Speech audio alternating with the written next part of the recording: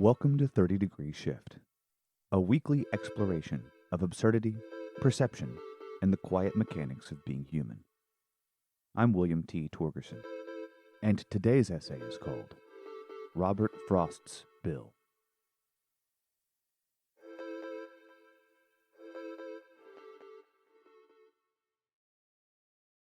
I like to consider myself an expert generalist.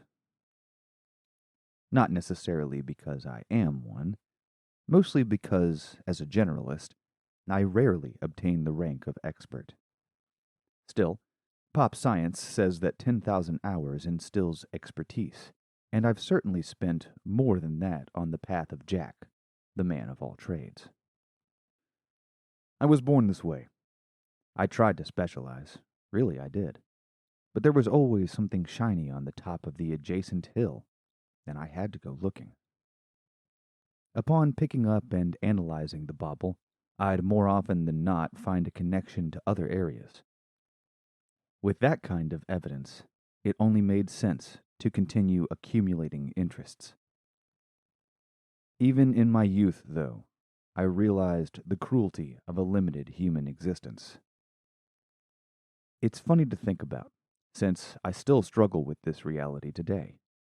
But you can't know everything. You can't be and do everything. I believe that I could be an aerospace engineer, painter, surgeon, dog trainer, senator, even a birth or death doula if I dedicated myself to the specialization.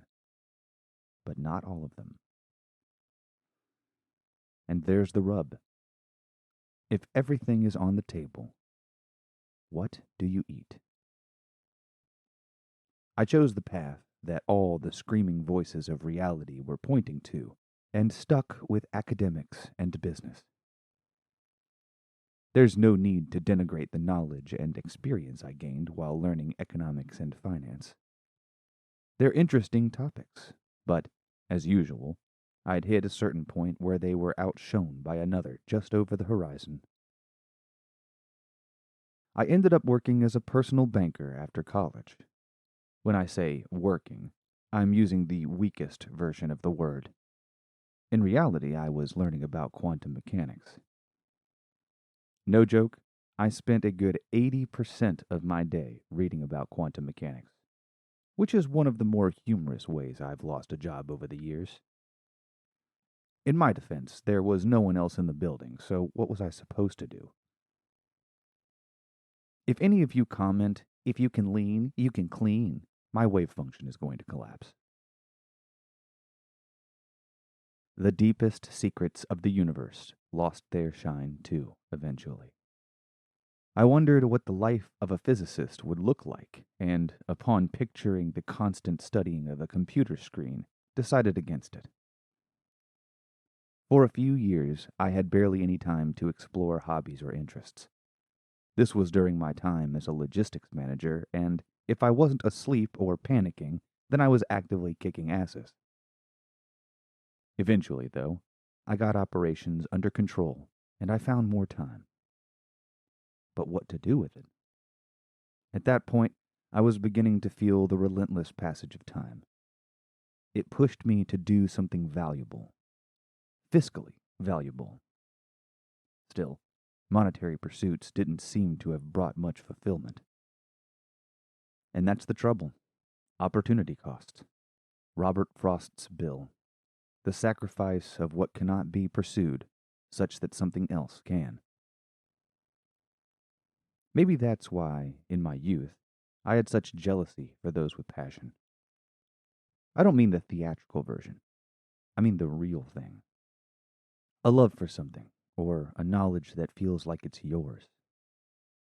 The question doesn't seem to enter their mind. They're driven to excel by something more than logic or money. I've tried passions on like jeans at Target, and much like said jeans, none were worth the price tag. Hell, I would have settled for ambition. I discovered neither, and whether my ADHD or my sentiments were to blame, I may never know. Instead, I experienced analysis paralysis whenever spinning my mental Rolodex in search of a new topic or interest. In a state of mild panic, I chose to visit a bookstore. While I didn't read much at the time, there has always been something about a bookstore that calms me. Maybe the quiet or the book smell. I picked up a Vonnegut title off the shelf, The Sirens of Titan, and ended up taking it home with me. From there, I began reading fiction for the first time since I was a kid. Every morning, first thing after coffee, I'd sit outside and read for a good hour or more. Reading isn't as specific an interest as economics or quantum mechanics. Believe it or not, I had read in the pursuit of both those topics. Still, fiction has this way of giving us access to other perspectives. In stories, we see thousands of lives we haven't lived, many of which we couldn't. I don't know about you, but I don't live in a post-apocalyptic wasteland or a dragon-infested fantasy world.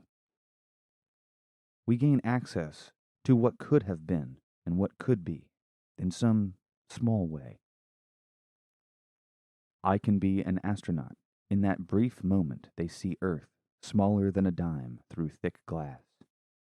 I can be a father, pulling my wife and children behind me as we flee our home country in the slim hope that my child might have a better life. I can cast spells, win F1 races, fight dragons, and perform the most amazing heist mankind has ever known. If only for a short time, I can savor a world without opportunity cost.